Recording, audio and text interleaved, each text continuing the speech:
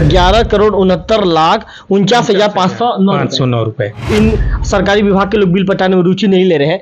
तो सर आने वाले दिनों में इन विभागों के खिलाफ कोई कार्रवाई बिजली विभाग करने वाला है सर? और आप लोग जंगल अंदर करीब 15-20 किलोमीटर चलते हैं, तो उस दौरान कैसी परिस्थिति आप लोग के सामने रहती है? कुल मिला के हमारे 53,82,848 रुपए जो है हमारे गवर्नमेंट के का एरियस है, जितने भी विभाग हैं, ये देवभोग में।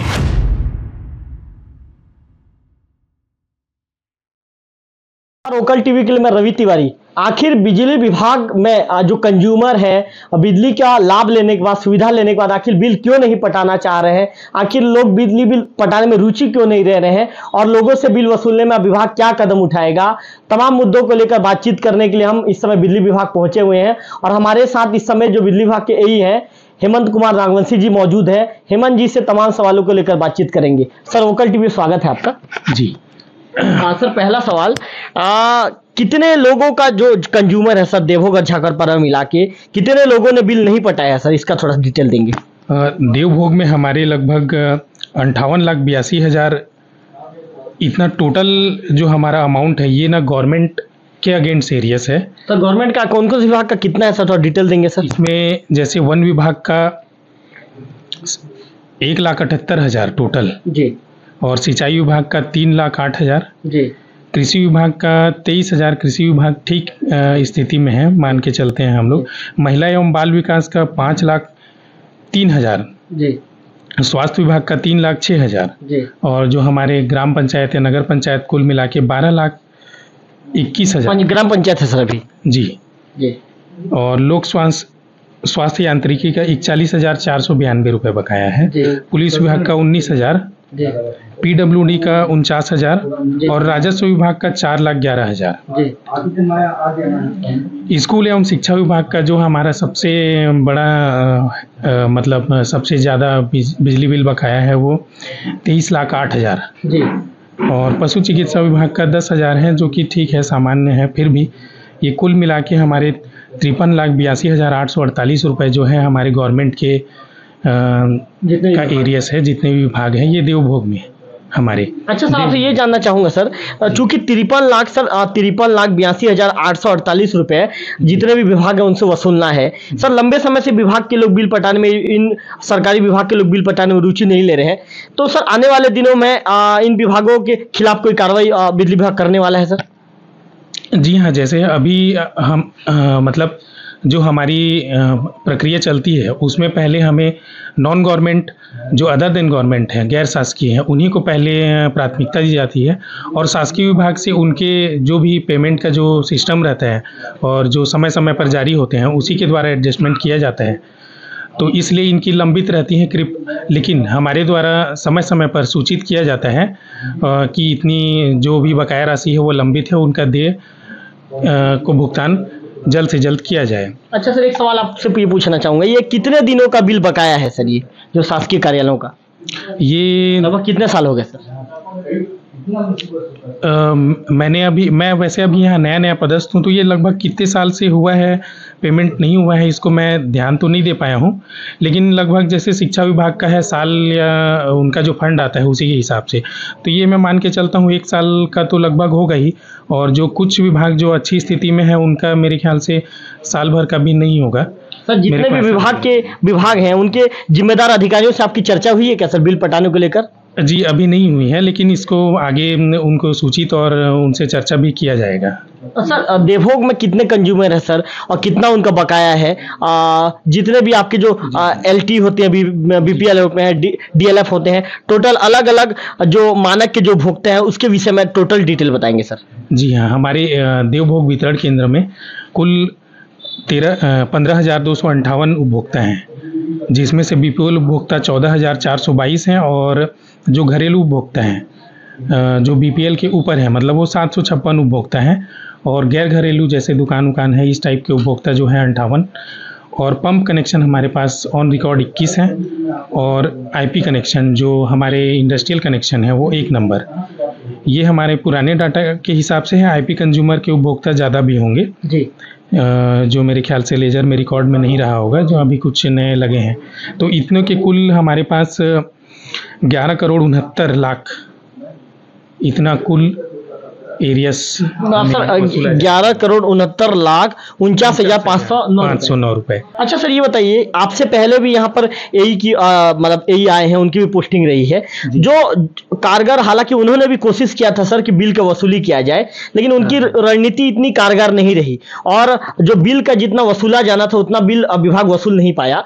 तो अब क्या माना जाए, चूंकि एई नागवंशी जी यहाँ पे नए हैं, अभी अभी उन्होंने जिम्मेदारी संभाली है, आपकी रणनीति क्या रहेगी वो बिल वसूली को लेकर? देखिए, यहाँ पे जो सबसे ज़्यादा जो एरियस है ना, वो हमारे बीपीएल उपभोक्ताओं का है, 10,63,49,483। तो इससे यही समझ में आ रहा है जो हमारे बीपीएल उपभोक्ता हैं, जिनका जो मिनिमम जो मंथ में 30 रुपए का जो उनका बिल होता था, तो वो बहुत लंबे समय से उनका जो बिजली बिल का जो भुगतान है वो नहीं हुआ है। तो ये 10,63,00,000 बीपीएल उपभोक्ताओं के द्वारा, मतलब जो हमारे ग्रामीण हैं, जो बीपीएल उपभोक्ता हैं, उनके द्वारा लंबे समय से भुगतान नहीं किया गया है।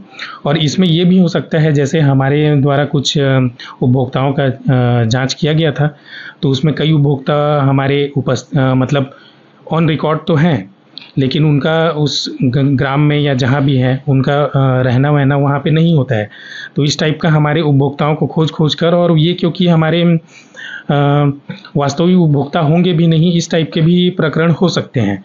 जो बिल चालू है तो उसमें देय बढ़ता जा रहा है सरचार्ज के साथ, तो ये भी हो सकता है। तो इस टाइप के फॉल्स एरियाज जो हैं उनको भी हटाना पड़ेगा, तो हमारे एक अधिकतम मतलब अधिक से अधिक जो एरियाज है वो कम हो जाएगा। जी हाँ। तो और क्या कदम क्या उठाएंगे सर, ये बताइए? इसमें क्या है, जैसे अभी हमारे द्वारा स्पॉट बिलिंग की सुविधा तो है, और ये लोग स्पॉट पे बिल करने जाते हैं, तो वहाँ पे जो बीपीएल उपभोक्ता हैं उनके मीटर में या तो ओवर रीडिंग पाया गया है। ओवर रीडिंग को जब हम अगर रीडिंग के हिसाब से अगर बिल करना शुरू करेंगे तो वो बीपीएल कैटेगरी से हट जाएंगे, क्योंकि उनका खपत जो है, जो हमारे विभाग द्वारा निर्धारित रहता है, उससे ज़्यादा खपत हो जाएगा। तो इससे क्या होगा, इससे एरियस और बढ़ेगा। तो इसलिए अभी क्या है, मतलब ज़मीनी स्तर पर एक एक करके जांच करके धीरे धीरे उसको सुधार करना है, क्योंकि उपभोक्ता भी बीपीएल उपभोक्ता हमारे 14,422 हैं, बहुत अधिक हैं।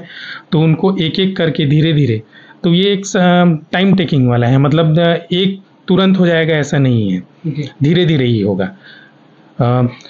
तो ज़मीनी स्तर पर एक एक करते जाएंगे तो हो सकता है लगभग 3 साल 4 साल, एक लंबा समय भी लगे, क्योंकि इसमें कई उपभोक्ता वास्तविक में वहाँ पे नहीं भी होंगे। तो इसमें एक टाइम टेकिंग प्रोसेस है, तो धीरे धीरे ही ये आगे होता जाएगा। और मेरा ये मानना है, पुराने जो अधिकारी रहे हैं उनके द्वारा ज़्यादा प्रयास नहीं किया गया है, तो हमारे द्वारा जितना हो सकेगा हम इसको प्रयास करके धीरे धीरे करके सुधारते जाएंगे। सर, आपके जो कर्मचारी हैं, कुछ कर्मचारी फील्ड में भी नजर आने लगे हैं, और जो डिस्कनेक्शन की जो कार्रवाई है, डिस्कनेक्शन की भी कार्रवाई की जा रही है। सर, एक दिन में कितना डिस्कनेक्शन का कार्रवाई किया जा रहा है और एक दिन में वसूली अभी कितना आ रहा है सर? हाँ, देखिए, डिस्कनेक्शन तो लगातार जारी है, लेकिन नंबर ऑफ उपभोक्ता जैसे ज़्यादा से ज़्यादा 10, 11 या 15, कभी कभी ज़्यादा भी हो जाते हैं, वह हमारे फील्ड की वास्तविक स्थिति पर डिपेंड करता है। जैसे कभी कभी कहीं कोई इमरजेंसी आ गई, कहीं कहीं तार टूट गया है या ट्रांसफार्मर में कुछ खराबी है, उस प्रकार से, तो उसके लिए मतलब गैंग उधर लगाना पड़ता है, या इमरजेंसी इस टाइप के।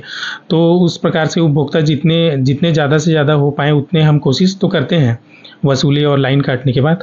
लेकिन यहाँ तक ये भी देखा जा रहा है कि जैसे हम लोग, हमारे स्टाफ के द्वारा लाइन विच्छेदन की प्रक्रिया कर दी गई है, लेकिन ग्रामीण लोग उसको दोबारा, अब जो भी हो वो किसी का साथ लेते होंगे, उसको दोबारा जोड़ लेते हैं। तो इस प्रकार के भी समस्याएं हैं। सर, वसूली, बकाया बिल वसूली करना आप लोगों के लिए कितनी चुनौती है? देखिए, ये एक चुनौती का ही काम है, और ये मेरे ख्याल से एक ट्राइबल बेल्ट है।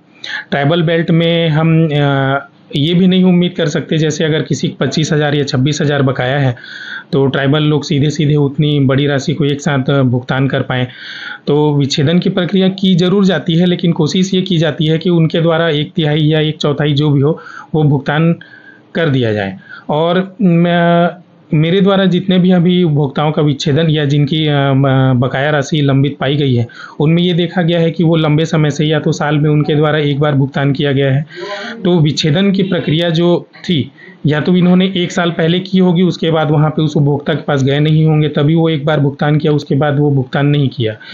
तो ये मानसिकता भी हमारे उपभोक्ताओं में है, क्योंकि साल में ये लोग एक बार डिस्कनेक्शन और के लिए आते हैं, तो उसी समय हम पेमेंट कर दें और हमारी लाइन जुड़ जाए, और उसके बाद 1 साल के लिए वो फुर्सत हो जाते हैं। तो इस प्रकार से उनके द्वारा दोबारा भुगतान नहीं किया जाता है। तो इस जो डिस्कनेक्शन प्रोसेस को है कंटिन्यू 12 महीने हम लोग को सक्रिय रखना पड़ेगा, और जिस उपभोक्ता के यहाँ एक बार पेमेंट आ गया है वहाँ पे अगली बार दोबारा भी भेजने का प्रयास किया जाएगा, ताकि लगातार कई उपभोक्ताओं की मानसिकता यही बन गई है कि साल में एक बार आते हैं, एक बार है उस समय हम भुगतान कर दिए, लाइन को जोड़ लिए, उसके बाद नहीं आएंगे। तो हम यही प्रयास करेंगे कि हर 12 महीने में हम लगातार जाते रहें, जिससे भुगतान जो बिजली बिल का भुगतान जो उपभोक्ता अपने स्वयं के वो अपेक्ष में नहीं करते हैं, उनके द्वारा डिस्कनेक्शन के माध्यम से वो जो राशि है उसका भुगतान होता रहे। सर, कई उपभोक्ता का तो ये भी आरोप है सर कि जो बिजली विभाग के जो लोग हैं हर महीना रीडिंग नहीं लेने आते, चाहे वो बीपीएल की बात करें या डीएलएफ की बात करें। कुछ उपभोक्ता अभी आपके पास भी पहुंचे थे, उन्होंने आपके सामने भी कहा सर कि जो महीना हर महीने जो उन्हें घर पहुंचना चाहिए, रीडिंग लेना चाहिए, नहीं आते। 3 महीने 4 महीने में एक बार रीडिंग बना दिया जाता है। कई लोगों का तो ये भी आरोप है सर कि टेबल में बैठकर ही रीडिंग तैयार कर दिया जाता है। तो क्या सर जिस तरह का जो ऐसा शिकायत आ रहा है उस शिकायत पर अब आप काम करेंगे सर? जी हाँ, मेरे द्वारा भी कई बिल को देखा गया है जिसमें मतलब मासिक खपत 50 यूनिट 100 यूनिट वो अपने हिसाब से डालते जा रहे हैं, और वास्तविक कंज्यूमर उपभोक्ता के पास न जाके वहाँ पे मीटर की रीडिंग नहीं ले रहे हैं।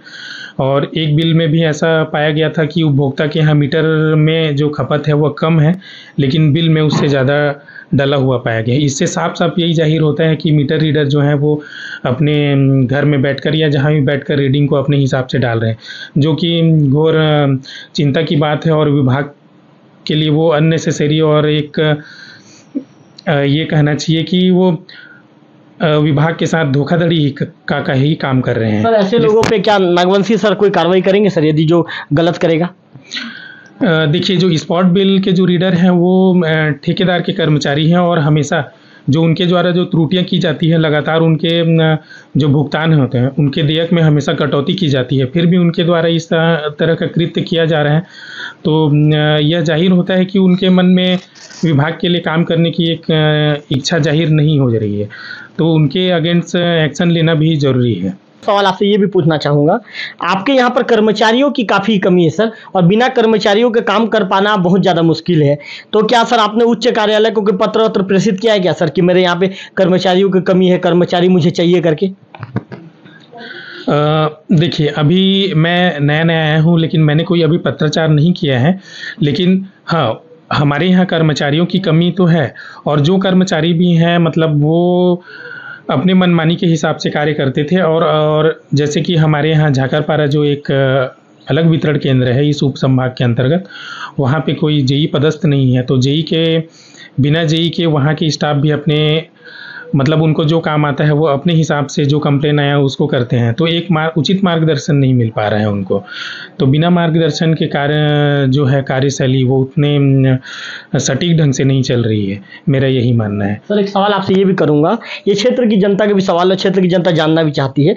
सर, देवभोग पिछले कई सालों से लो वोल्टेज की समस्या से जूझ रहा था। 132 के भी जब से यहाँ पे लगा है सर, तब से वोल्टेज की समस्या लोगों को नहीं, वोल्टेज की जो लो वोल्टेज की समस्या से लोगों को निजात मिल गई। सर, लोग अब ये जानना चाहते हैं, चूंकि 2-3 महीने के बाद गर्मी का मौसम शुरू होने वाला है और यहाँ पर भीषण गर्मी पड़ती है, तो क्या सर भीषण गर्मी में लो वोल्टेज की समस्या रहेगी या सर किसी तरह की कोई समस्या नहीं रहेगी सर 132 लगने के बाद? देखिए, 132 इंदा गांव जब से चालू हुआ है और 40 किलोमीटर की हमारी 33 केवी उच्च दाब की लाइन है, तो इससे मेरे को नहीं लगता कि उतना फर्क पड़ेगा। पहले क्योंकि लगभग 150 किलोमीटर के लगभग आता था और सबसे आखिरी छोर हमारा ही होता था, तो उस समय लो वोल्टेज की समस्या थी, और अभी के समय में ऐसा लो वोल्टेज की समस्या नहीं आएगी, ये मेरा मानना है। क्योंकि हमारे यहाँ अति उच्च दाब 132 केवी सब स्टेशन में भी टैप को बढ़ाने की सुविधा रहती है, और हमारे 33 केवी उपकेंद्र में भी टैप को बढ़ाने की सुविधा रहती है, तो इससे मेरे को नहीं लगता कि कोई परेशानी गर्मी के दिनों में आएगी।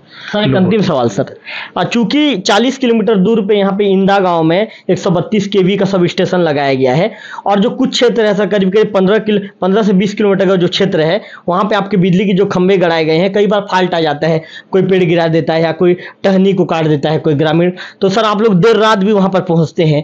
तो सर जब आप लोग देर रात, जब कई बार ऐसा रहता है कि मौसम खराब रहता है, पानी बारिश भी होती रहती है, उस सिचुएशन में जब आप लोग जंगल के बीच में जाकर जब आप लोग बिजली को बनाते हैं सर, जहाँ पे खराब स्थिति बिजली की रहती है, तो कितना चुनौती का वो पर रहता है सर उस समय आपके लिए सबसे ज्यादा चुनौती क्या रहता है?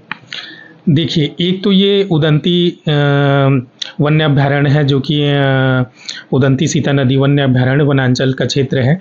तो यहाँ पे जो हमारी 33 केवी लाइन है, भले वो पहले परमिशन के थ्रू मतलब पेड़ कट के लाइन आई है, लेकिन फिर भी जब भी इस टाइप के पेड़ वेड़ गिरते हैं तब भी हम लोग को वन विभाग को एक सूचना जारी करना ही पड़ता है कि ये पेड़ आया है और उसको काटना ज़रूरी है, क्योंकि हम एक रिजर्व फॉरेस्ट के अंदर में ऐसे ही पेड़ को नहीं काट सकते। अगर बारिश या किसी मौसमी या प्राकृतिक आपदा के कारण पेड़ गिरा है तो उसको काट कर लाइन चालू करना हमारी एक जिम्मेदारी भी है।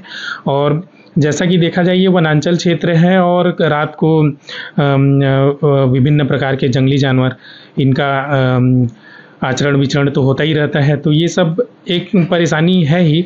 लेकिन जो विद्युत व्यवस्था को बहाल करने की जो जवाबदारी है वो विद्युत विभाग की है, तो ये सब चुनौतियों को लेकर हमको उसको बहाल करना ये हमारी जिम्मेदारी है। तो वो हमारे जो कर्मचारी हैं वो करेंगे ही, और वो जवाबदारी को लेकर ही हम विद्युत बहाल करते हैं। और वो वनांचल क्षेत्र जो कि 15-20 किलोमीटर लगभग है, उसमें ये सब परेशानियां आती है। सर कई बार देखने में आता है कि कुछ ग्रामीण कहें या कोई भी बाहर का आदमी डंगाल, जो पेड़ का जो डंगाल होता है, पेड़ के डंगाल को काटकर मेन लाइन पर गिरा देता है, और आप लोग जंगल अंदर करीब 15-20 किलोमीटर चलते हैं, तो उस दौरान कैसी परिस्थिति आप लोग के सामने रहती है, थोड़ा सा दर्शक जानना चाहेंगे सर, बताइए।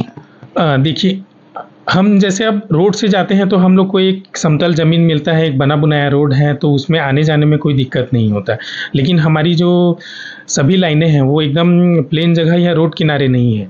जैसा कि अभी जो हमारी 33 केवी लाइन जो इंदा गांव से आती है, वो आप यहाँ पे देखेंगे धुरवागुड़ी और इधर उसके आगे भी, तो वो एकदम सारी रोड किनारे नहीं है। कुछ नदी क्रॉस करके गई हैं, तो ऊपर नीचे मतलब उबड़ खाबड़ ज़मीन है, वहाँ पे कहीं पे गाड़ी पहुँच पा रही है, कभी नहीं पहुँच पा रही है।